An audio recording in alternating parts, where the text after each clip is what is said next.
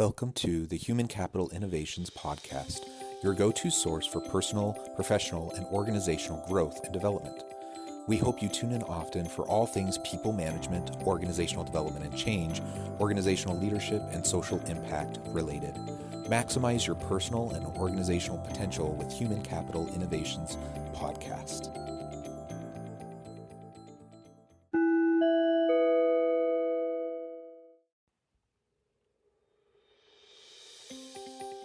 Welcome to the Human Capital Innovations Podcast.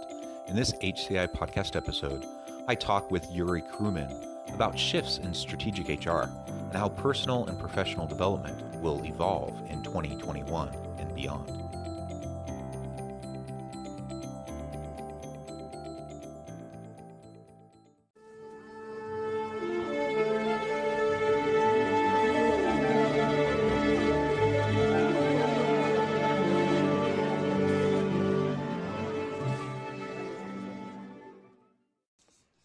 Yuri Kruman, welcome back to the Human Capital Innovations Podcast.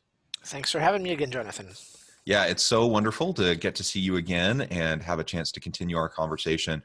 We were just talking before we hit record and started the interview and trying to remember when that last conversation was, maybe 2 or 3 months ago.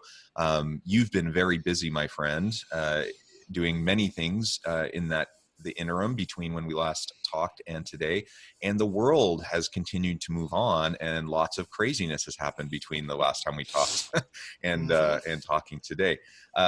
Today we're really going to be focusing on strategic shifts in HR and what 2020 brought and how that's changed the nature of HR and changes moving into the future. And then I want to zoom in a little bit and look specifically at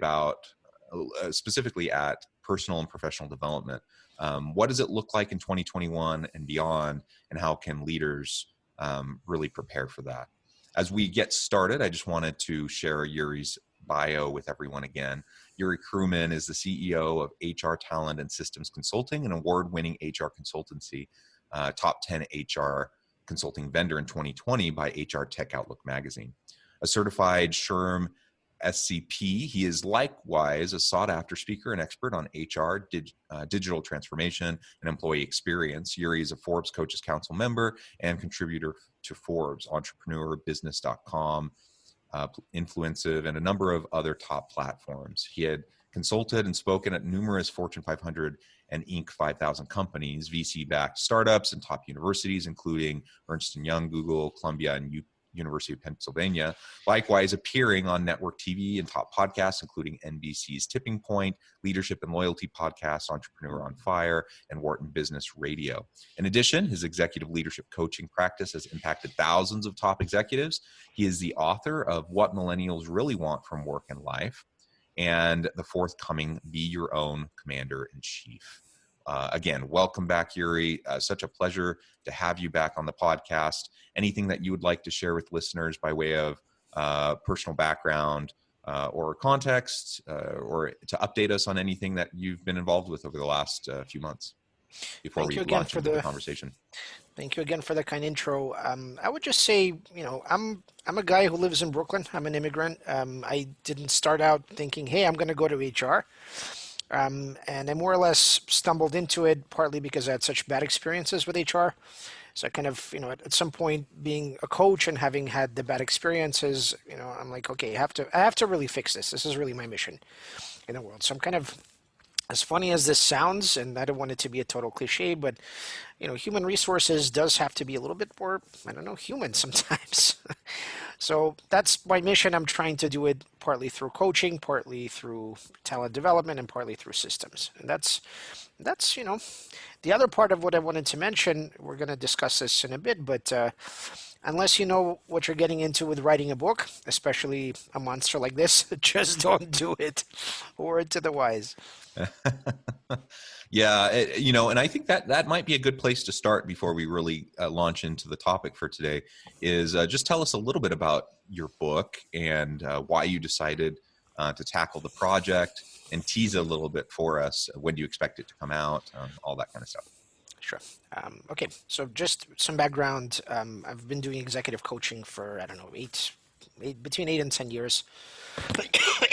And at some point, you start seeing patterns.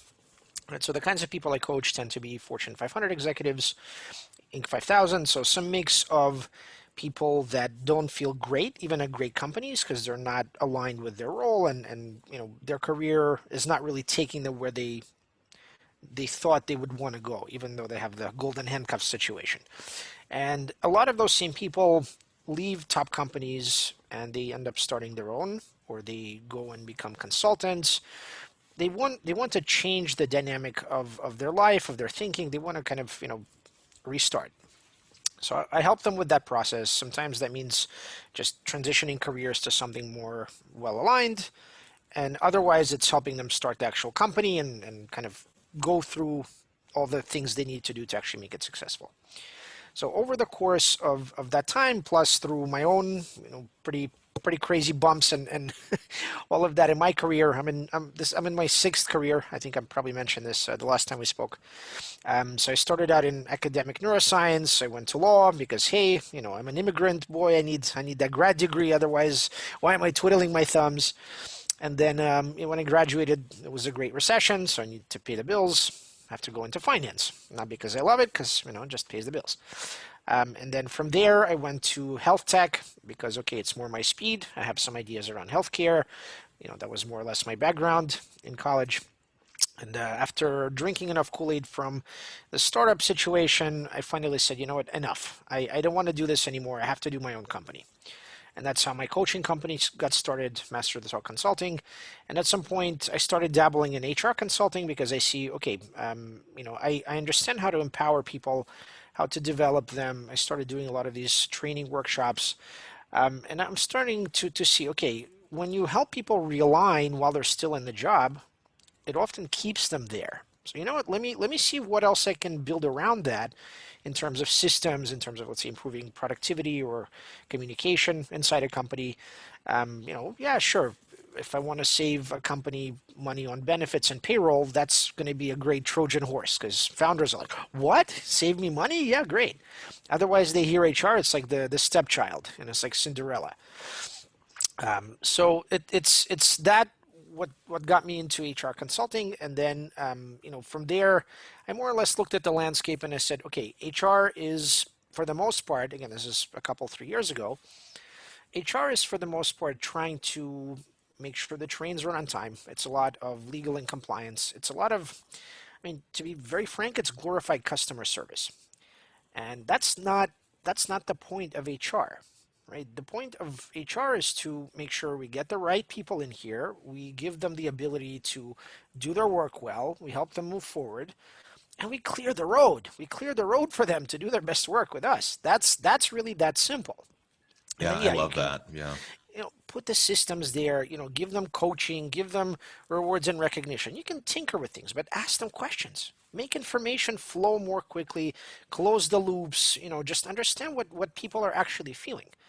So through that process, partly through my own, bumps and bruises and dead ends and all of that stuff, also from the side of HR, I started seeing, okay, universities don't teach life skills. Governments don't subsidize this stuff, right?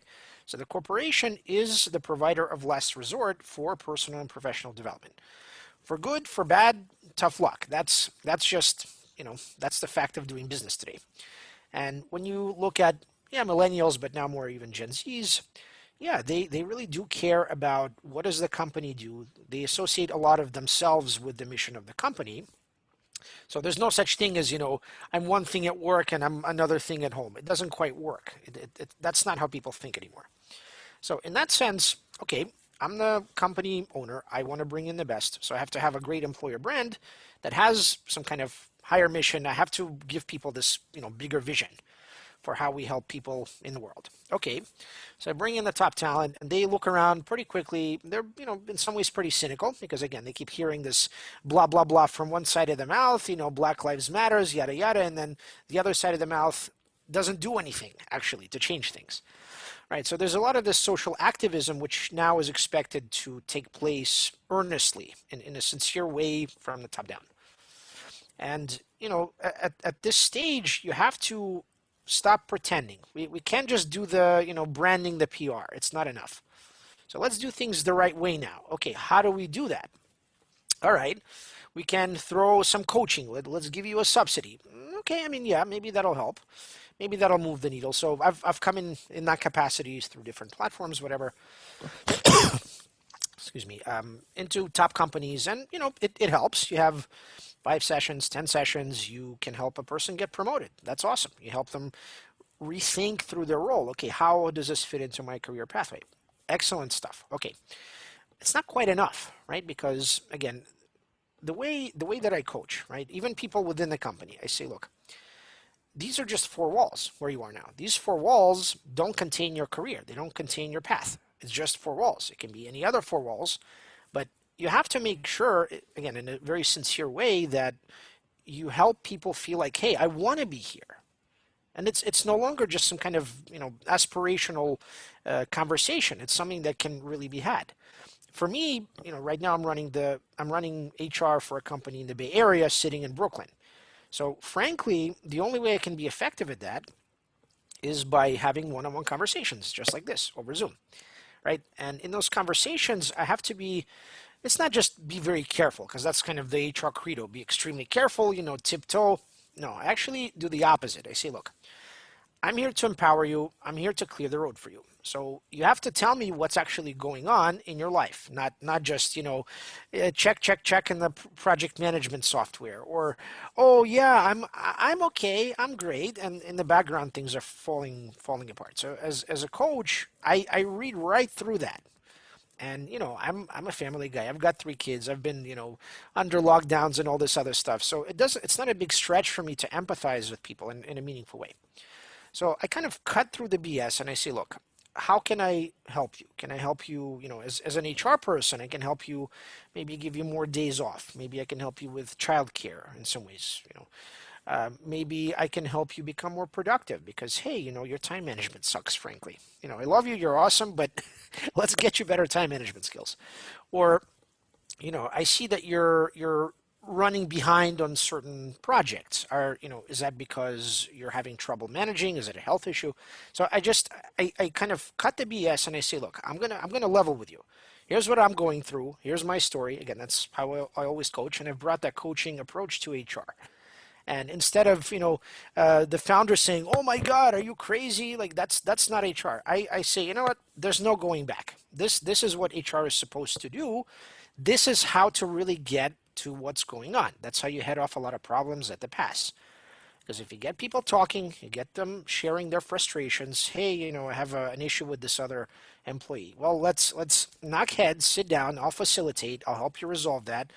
We come up with rules so this doesn't come up again, right? So that direct approach, without there's the radical candor part of it, but there's also the, okay, I really care about you. I want you to do well. And yes, I want you to stay with the company. So let me do everything I can, partly as head of HR, partly as a coach, partly as your friend, because I really want you to do well. Let me use all of that to help you clear the road, help you to do better at your job. And yeah, of course, I want you to get promoted and paid more. And suddenly things click. Oh yeah, well, maybe this guy actually cares. Like, and after a while, they get it. Yeah, he actually cares. And the book grew out of this because I realized, okay, it's great to get coaching, and it's great to talk about career pathway and getting promoted, paid more. That's very important. But when you have this whole other human dealing with all those other pretty serious problems, lockdown, mental health, physical health, taking care of children and parents and all of that stuff, you have to address the whole human. You no longer have the luxury of pretending, hey, oh no, you're fine, great, oh awesome, yeah, like Borat, Borat thumbs up. No, that's done. We're past that point. So HR, in my view, either takes the reins and says, okay, we have a bigger mandate now because, okay, we had to go through digital transformation in the last year. We had to be a lot more proactive in these one-on-one calls. We have to deploy our benefits in a lot better way than we used to, just throwing money at people. That doesn't work. So with all of that in mind, how do we empower people through personal and professional development? How do you do it in a thoughtful, meaningful way, not just throwing ideas or read this, list of 10 books or let's do a book club? It's not enough. So partly again from my own experience, all the craziness I went through to figure out myself, who am I, where am I going, what am I meant to do, and how do I serve other people, I realized, you know what, this is powerful for both sides of the table. Either Yeah. I'm doing this directly to that, I always think about myself as a kid. I'm that kid in the Soviet Union. Okay, maybe I'm bright, ambitious, but I have no clue how life works. I have no clue how to manage finances or a business or, you know, career. I have no clue. And I want that kind of kid, and that kid could be, 20 plus. Again, they haven't learned much in terms of life skills, even from top schools. Maybe they, in the best case, they went to a business school and they picked up some things about accounting and finance. But the rest in the humanities, screwed. No luck. These are the people that get into the workforce and they're already in massive debt and they're kind of making bad life choices. I'm employing them. I have to think, okay, I can't close my eyes anymore. So let's cut the BS. Like, I know you're struggling. I know that, it's stressful now. Let's talk about it. Let's address it. Let's do something about it. So the book talks about four different pieces of this puzzle. Okay, four conversations, because everything is a reason why I call my company Master the Talk. And because I looked at my career and I said, okay, maybe I've messed up quite a bit in pretty much, a lot of the things that I've done. I've messed up just royally. I talked my way into things, and then I didn't have the skills or the background to actually execute. So I'm good at the talking part, but I need the substance, and that's what I had to learn the hard way. How do I apply the life skills? How do I figure out who am I? Where am I going? For myself, not for my mom, not for my boss, not for my wife, for myself. I have to do that.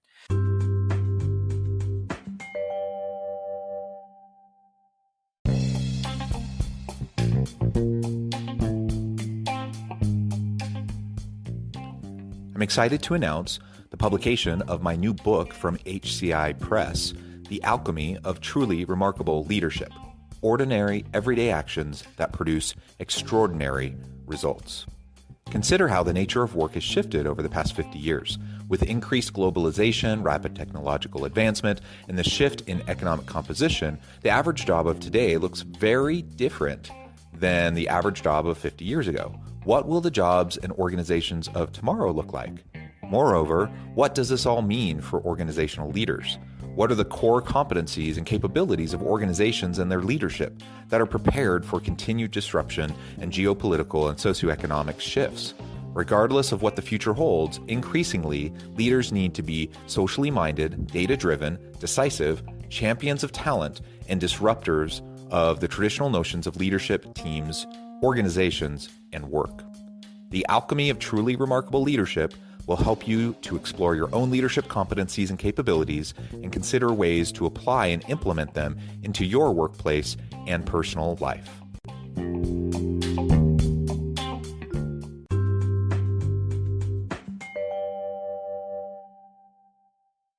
So the first conversation is health, because of course, without that, good luck. You're going to be focusing on your health for a long time before you can focus on anything else. 80-20. You don't need to be an endurance athlete. You don't need to be LeBron James with his $1 million body that he spends on every year. God bless. Let's learn from him, but we don't have that, most of us. Number two is mind. So it's obviously a massive subject, but mental models and life skills. Meaning, how do you look at the world? How do you process information? How do you make decisions? How do you manage expectations? How do you manage your stress? Oh, yeah. And how do you manage business and careers and finance, right? How do you actually do that? Again, it's not, reams and reams on this subject. It's just some basic principles that you can apply to make sure you're 80-20 to the way there. The third piece is this kind of like, oh, teach me how to negotiate, teach me how to ace the interview and, negotiate a higher salary. Okay, here you go. Here's how I laid out. Here's how this works. Use it. You can go and I just helped a client negotiate 25K more through my whatever in 15 minutes. It actually worked. It's pretty awesome. It's a good feeling. And I did the same, ironically, for an employee in the company where I'm consulting, right? Because she needed to be caught up and promoted. So, okay, here, go, ask for it. Let's sign off. You're done, right? That's a nice feeling. But again, the last part, so we have body, meaning health, we have mind, we have other people, and the fourth one, often it goes missing. It's like, well, I don't know, I don't feel comfortable. It's God or the universe. It's faith. It's looking at how can we not just sort of have that as a nice to have in the background, but it's a pretty core part of living in a crazy world where you have no clue where the hell are things going. Is this republic going to fall apart this year, or are we going to be in the long tail for a while, right? And never mind if I'm young and I'm figuring myself out. Who am I, what am I? Do I follow my parents' tradition? Do I find a new one, right? So there has to be some kind of more ancient wisdom that's rooted in something more meaningful and higher purpose than just, hey, higher purpose of the corporation. The mindfulness thing, it's not enough. Organic food and yoga, all that is great, but it's not enough, right? So you have to plug in some kind of wisdom from people that went through crazy times and made better sense of those crazy times, because we're too enmeshed in our own matrix of social media and the speed of things and technology, so it's very hard to zoom out. So now, with the benefit of those four conversations, again, it is a conversation. It's not just a one-way street. You have to learn how to have a conversation with God or the universe. And that's not an easy thing, but there are some particular guidelines that you should use, and that's detailed in the book. So if you put the four together, it's not an encyclopedia, because who needs that, right? Self-help usually addresses one of those four, maybe two. If you look at most self-help books, it's just like, rah, rah, rah, kumbaya, or yeah, billionaires and endurance athletes do this, so do this. I don't think that applies to me. And also you have the scientific part of things where people don't want to go through the dense language. They're like, well, okay, about flow, but I don't understand what this guy wrote, back in the early 90s. So I'm doing this book in order to present a platform for any employee that I go into a company to consult, as well as anybody that just picks up the book and wants to improve their life. And they open the book anywhere, any of those four parts, any chapter. There's a structure. First, there's a quote. So sometimes a quote sparks things. There's kind of the current view of how this subject is looked at. So how do we manage expectations? Okay. Then what I went through, so my own personal experience with that subject. Then I go into, okay, here's how to address this in a thoughtful and meaningful flow. If you're talking about time management, here's a calendar. Here's what your week could look like. This could be a template. And then here's a tool to go put it together yourself. So, and ultimately, I'm not trying to create a tome that's in tremendous depth. It's, again, 80/20. If somebody wants to go dig further into any subject, here are the resources. Here are other books that go much deeper into this. So the book for me puts together about 20 years of my own wanderings and trying to figure myself out, and how do I help people as a coach, and then now as an HR person. And this provides kind of those two sides of the table. Yeah, well, that's great. Thank you for that in-depth look at the different components of the book. When do you expect it to be done and to come out? It's already, so it's going to be released on February 7th in ebook form. It's already up on Amazon. There's a link. And the hardcover will be out probably late March, maybe early April. Depends on the publishing dynamics. Sure, sure. Well, congratulations, and that sounds like it'll be a great resource.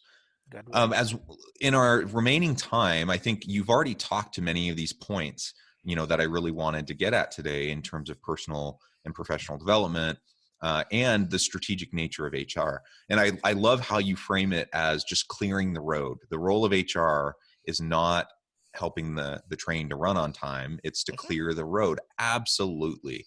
I couldn't agree more. And I would say it's the role of HR also to help leaders at every level of the organization also learn how to do that for their people. Yes, right? exactly.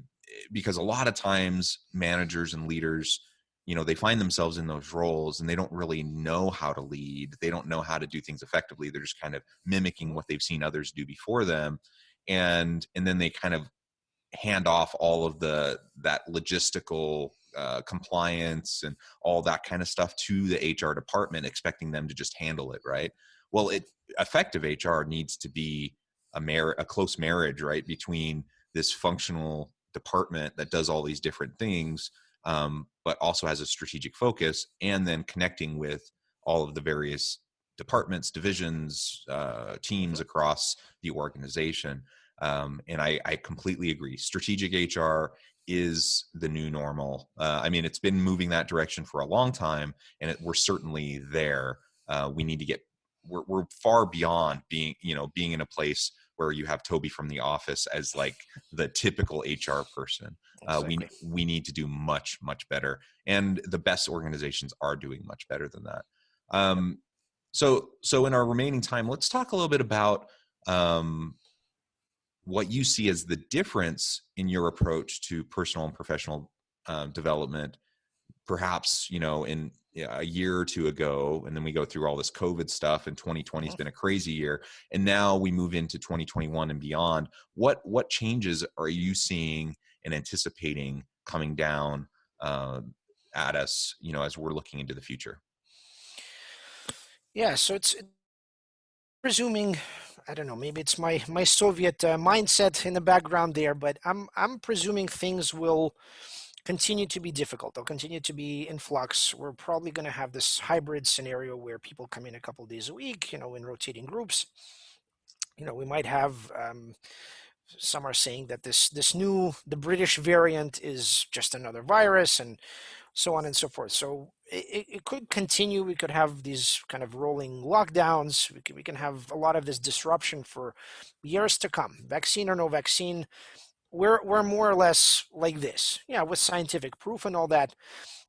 But still, we don't have all the information. We have to more or less look inside, right? The one thing that you can focus on is your own personal and professional development. You can focus on being more resilient, taking care of your mental health, your physical health, your family, your career. These are things that you really have to focus on, regardless of whether you're remote or not, you're in this country or that country. There are certain silver linings to all this. Let's say, again, I'm the head of HR for a company in San Francisco sitting in Brooklyn. A couple of years ago, that would have been like, are you insane? Right? So it's a new paradigm where a lot of this kind of, I'm not a digital nomad by any stretch, but I probably could be. If I wanted to go and work in Puerto Rico, I probably could do that, and I could be just as effective with a good, Wi-Fi connection. So, given all of those forces that, technology is still accelerating the speed of change. We have all this social unrest, we have political unrest, we have a potentially a civil war. Again, God forbid, but things don't look great right now, right? We could have another insurrection next week. I hear they're planning one on the 17th or 19th. So I don't know. I can't read the future, but the one thing I know, if I look back at the classic, philosophers and whether that's prophets or just, reading the Old Testament. Again, I'm Jewish. That's my reference point. I see a lot of, the patriarchs and matriarchs going through great upheaval. They have a brother that wants to kill them, or they have a father-in-law that wants to get rid of them. I mean, there's no shortage of stress and drama in the Old Testament, right? So I'm not looking at my life as some kind of isolated incident with all of this technology that never happened. A lot of things are very similar to a lot of previous periods in history. And yeah, a year or maybe 2 years ago, Steven Pinker would have said, "Hey, it's the best of all possible worlds." Okay, Candide, right? I mean, that has like now we're backsliding in a lot of measures, poverty and all of that stuff. So the point is, when you have a lot of chaos, when you have a lot of uncertainty, there's a reason why I called this book Be Your Own Commander in Chief. If you're a leader or you're an aspiring leader, that's the only thing you can and have to do. You have to empower yourself and figure out, who am I, where am I going, how do I help others, if you're going to be effective as a leader, as a manager, or just, in living your life and figuring out a way forward through all this craziness. So for me, if I go and recommend something to someone, I have to make sure that it's real, it actually works. I'm fortunate in the sense that, while I'm building my business, I'm working with people that are also kind of, in between something full-time and consulting, and I actually advise them, just like myself, leverage one to move forward in the other, right? So that's kind of a new career paradigm in 2021 and going forward. You really have to not have all your eggs in one basket, and leverage the eggs in one basket to get perhaps more eggs in the other one. I don't know. That's Yeah. how I see things. Yeah, I think that's a wise perspective. I think resilience is the name of the game. In good times, in challenging times, we need to take care of ourselves. We need to foster a resilient and growth mindset, and that will lead to happier life, happier work environment, and opportunity for us to learn and grow and be our best selves. Well, Yuri, it has been a real pleasure talking with you today. The time flew by. Though we're at the end of our time, I do want to give you a chance to share with listeners how they can get connected with you, how they can find out more about what you're up to, and any final word on the topic. Great. First of all, thank you again, Jonathan. Always a tremendous pleasure to speak with you. Um, Very easy to find me. yurikruman.com is my website that filters to the coaching and the consulting business. If you're interested in, I run a weekly newsletter. It's called commanderinchief.substack.com. More than welcome to sign up for that. I try to cover a lot of the subjects that we spoke about today, plus many others. I've been sharing free chapters from the book for the first few weeks. So you're more than welcome to sign up and just go back and read through those and see if you like it. And if you like it, maybe buy the book. Excellent. Well, thank you again. I encourage listeners to reach out, get connected, check out the book, look at the free chapters, purchase the book, support Yuri and what he's up to, and see if there's a way that you can collaborate with him for any of the needs that you might have in your own organization. And as always, I hope everyone can stay healthy and safe. Take care of yourselves. Make sure that you're doing what you need to do each and every day to stay mentally and physically healthy, and look out for you and your family and friends. I hope you can all stay healthy and safe, that you can find meaning and purpose at work each and every day. And I hope you all have a great week.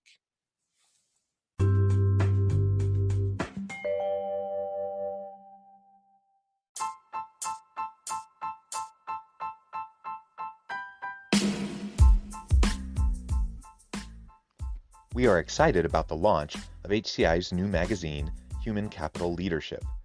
Human Capital Leadership is a free, interactive e-magazine designed to help individuals, leaders, and organizations find innovative approaches to maximize their human capital potential. We will be publishing issues quarterly in August, November, February, and May. Check out the first issue and let us know what you think.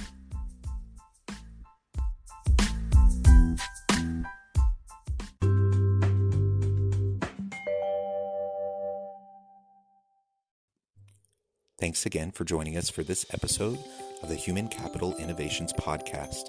I hope you stay healthy and safe and that you have a great week.